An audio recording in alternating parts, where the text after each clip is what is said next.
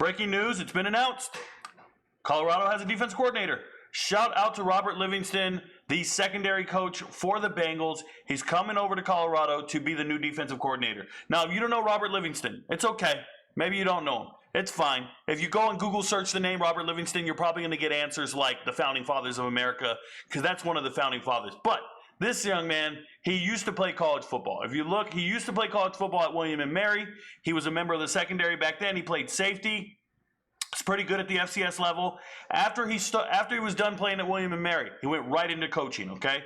So this is a young man who went right into coaching, started coaching at Furman, then went to Vanderbilt, and then eventually found himself on the Bengals roster as a scout. He was scouting from 2012 to 2014, and then he's been a secondary/safeties coach for the last couple of years now. He's been on staff for 9 years. So this is a heavy NFL guy, can develop the secondary. I want to tell you guys something, and this might sound crazy to me. This might sound crazy to some of you, but congratulations to Colorado.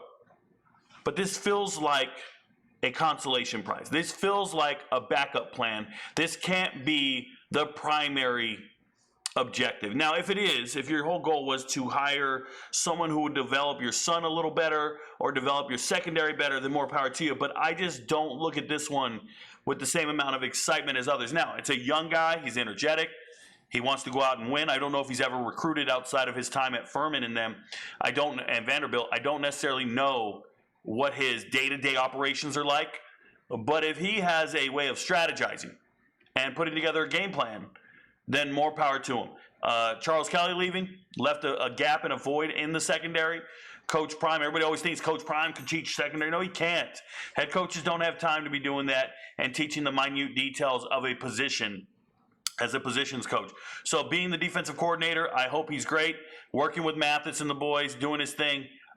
It feels like an equivalent replacement to Charles Kelly in a lot of ways, but obviously people are going to preach about NFL acumen. I'm going to tell you guys, bringing in NFL coaches, for me, in my assessment, I've done this a long time, I don't see the success rate that you would imagine. I see a lot of failure in this regard. I hope this young man is ready for the position. I hope he's great for the job.